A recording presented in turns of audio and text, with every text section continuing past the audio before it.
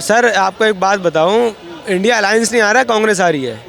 India alliance होता तो नहीं हार सकता। इंडिया अलायंस 70-30 की लड़ाई है। 37% वोट पड़ा था भाजपा को, 63% पड़ा था अपोजिशन को।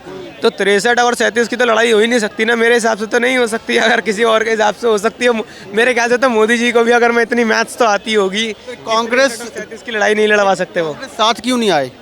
कांग्रेस साथ क्यों नहीं आई? नहीं, कांग्रेस अलायंस तो बनाए, मेनली कांग्रेस नहीं है। जब अखिलेश यादव ने कहा कि हमें एमपी में कुछ सीटें दीजिए, तो कांग्रेस वहाँ मुकर गई।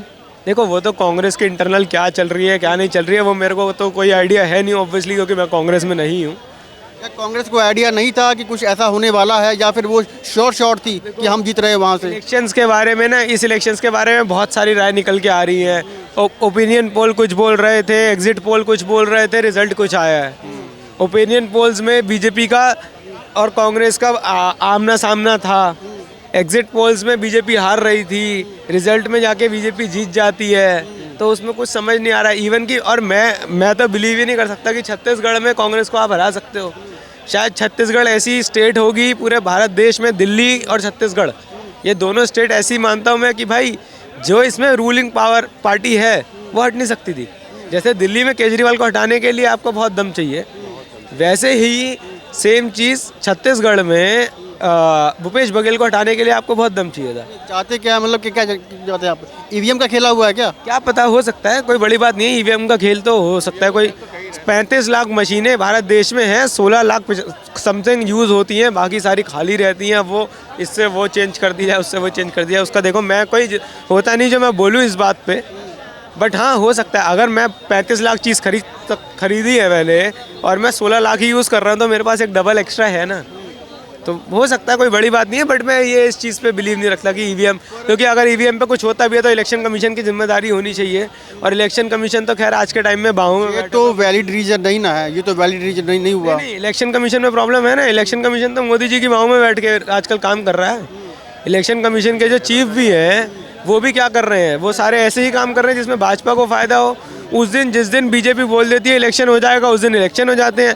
3 तारीख को मिजोरम में काउंटिंग थी, वो 4 को पोस्टपोन कर दी गई। क्यों? क्योंकि वहाँ का कोई इवेंट था। अरे भैया, जब आप इलेक्शन में वो कर रहे थे, क्यों कर दी गई पता है आपको?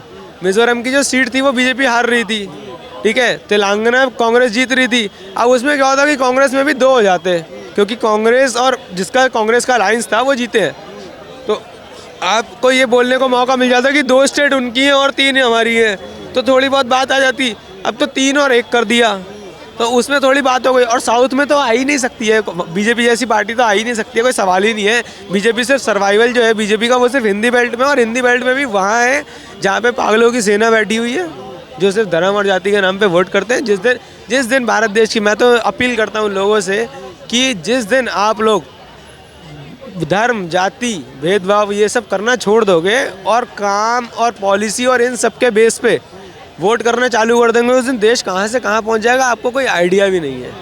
मतलब आप बोलोगे ना कि भाई आपको वोट करना है, मैं काम करूँगा, और काम नहीं कर रहा है ना कोई, तो आप नौकरी पे एक जनता के आदमी, आप एक नौकरी पे एक बंदे को रखते हो ना, उसकी तरह नेता को भी निकाल दो। क्वेश्चन ये उठता है कि जैसे 3 स्टेटों में वहाँ जीते हैं, वहाँ पर मोदी जी इनडायरेक्ट लीडरशिप में थे, डायरेक्ट वे में नहीं थे। वहाँ पर वो जीत के आ गए। सेंटर में मोदी जी डायरेक्ट लीडरशिप में हैं, डायरेक्ट जो है तो इंटरेक्ट होगा इनका, कैसे मुकाबला कर पाएंगे फिर?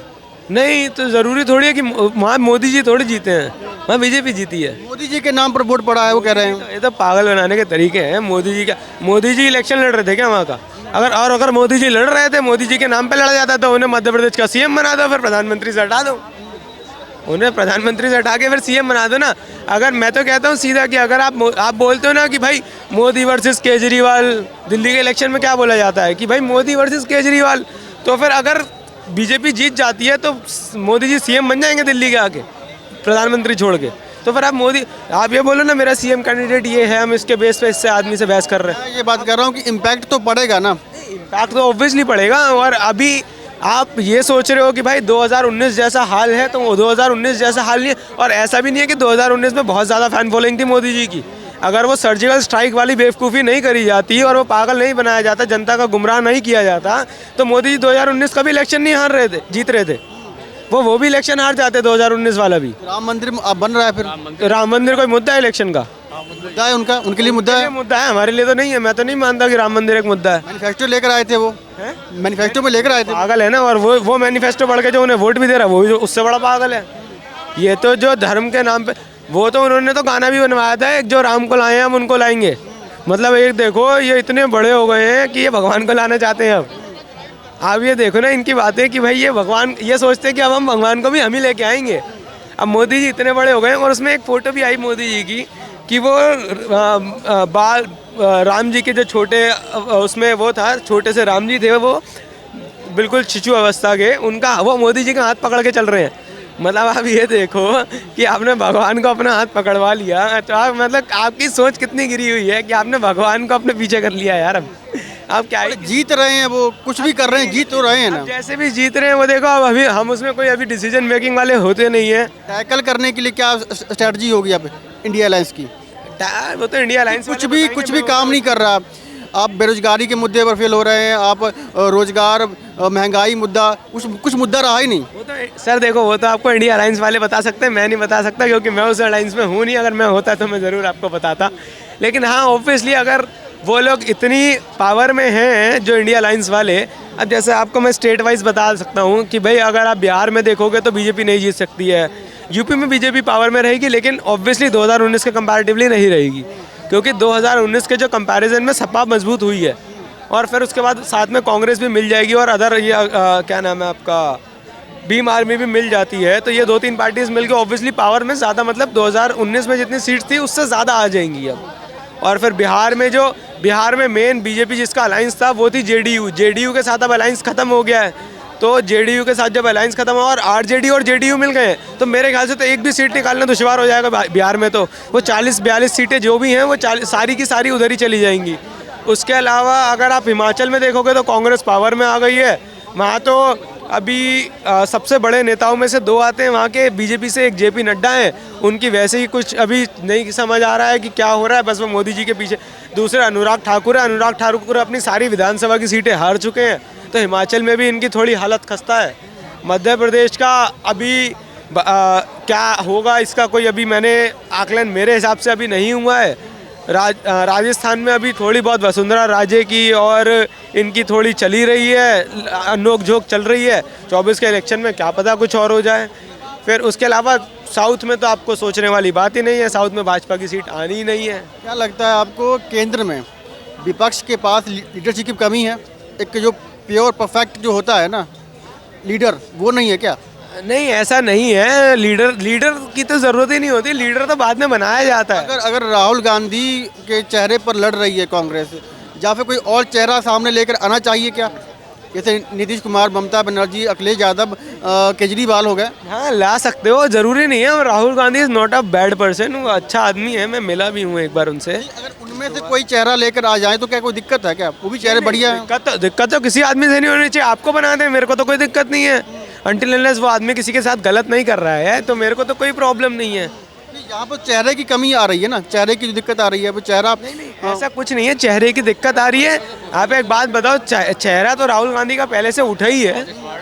पहले से अगर राहुल गांधी की फैन फॉलोइंग देखी जाए तो वो ऑब्वियसली हाइप में आए हैं। और राहुल गांधी एक तो दिक्कत क्या है उनके साथ, मेरे को जो पर्सनली लगी कि राहुल गांधी नेता आदमी नहीं है। वो जो नेता काम करते हैं ना, इधर उधर बातें, इधर बगलाने वाला, इधर उधर करने वाला, वो काम नहीं करते हुए दिखे मेरे को कहीं अभी तक। राहुल गांधी के अंदर मैंने कभी ये नहीं देखा कि वो बातें घुमा फिरा के बात कर रहे हो, वो इधर उधर की कर रहे हो। नो डाउट गलत शब्द किसी के मुंह से निकल सकते हैं, वो मोदी जी के भी निकलते हैं, वो अमित शाह के भी निकलते हैं, वो बहुत लोगों के मेरे मुंह से भी निकल जाते हैं। ऐसा नहीं है, वो गलत शब्द निकल आते हैं, लेकिन वो जो जनता को गुमराह करने वाले शब्द होते हैं वो, और जो जनता को इधर उधर की बातें घुमाने वाली बात होती है, वो नहीं करते हुए दिखे मेरे को राहुल गांधी। तो वो तो बढ़िया ही है उसमें। और जो आदमी जिसने पूरा भारत चल दिया, तो उस पर आप शक कर रहे हो। मोदी जी से अगर बोलोगे कि दिल्ली के चक्कर लगा लो तो शायद उसमें थक जाएंगे। वो आदमी पूरा भारत चला है। और उनके लेग में भी इंजरी थी, मैंने देखा वो उसके बारे में। तो वो लेग में इंजरी थी, इवन कि यहीं लाल किले पर ही आके रुकी थी, वो समाप्त हुई थी और उसके बाद यहीं से ही दोबारा चालू भी हुई थी। तो मैं उसमें गया भी, मेरे को मतलब एक अच्छा इनिशिएटिव था, एक मास मूवमेंट था जो इंडिया में चलाया गया इतने बड़े तौर पे। बहुत अच्छी चीज़ थी। भाजपा भी करेगी ऐसा, अगर अच्छे विचार के साथ करेगी तो उसके साथ भी जुड़ेंगे, लेकिन अच्छे विचार के साथ भाजपा काम ही नहीं करती है, दिक्कत ही है। लगता है आपको कहीं ना कहीं स्ट्रैटेजी चेंज होगी इंडिया अलायंस की अब जाके, है ना? नहीं, स्ट्रैटेजी चेंज करने का कोई दिक्कत ही नहीं है। मेरे हिसाब से तो वैसे नहीं जीत रहे हैं, स्ट्रैटेजी चेंज करने की जरूरत ही नहीं है। 37 और 63 की कोई बात ही नहीं है लड़ाई की। मैं डबल पे हूँ ऑलरेडी उनसे, तो मेरे से आप लड़ाई करके कैसे पाओगे? कर ही नहीं सकते हो आप। 37 और 63 की कोई लड़ाई हो ही नहीं सकती सर, पॉसिबल ही नहीं है। बस ये है कि उनको आपस में थोड़ा सॉर्ट करना पड़ेगा कि क्या कैसे किस बेस पे टिकट्स डिवाइड होती है। अभी मैं भी देख रहा था थोड़े रिसेंट में तो कि कौन कौन पार्टी कैसे कैसे अब दिल्ली में किसको सीट दी जाएगी। जैसे आम आदमी भी उस पार्टी अलायंस में है और इंडिया अलायंस में है और उसमें कांग्रेस भी है। तो अगर दिल्ली में देखा जाए तो लोकसभा के अंदर कांग्रेस की ज़्यादा महत्वपूर्ण है, लेकिन राज्यसभा इसमें एमएलए के इलेक्शंस में कांग्रेस आम आदमी पार्टी ज़्यादा है। तो उसके बेस पे कांग्रेस के नेता अपना काम कर लेंगे। बहुत सारे स्ट्रैटेजिस्ट पीछे बैठे होते हैं इनके जो काम कर रहे होते हैं, तो उस हिसाब से देखेंगे वो अपने आप करेंगे। क्या नाम है सर आपका? आदित्य रावत। बहुत बहुत धन्यवाद आपका।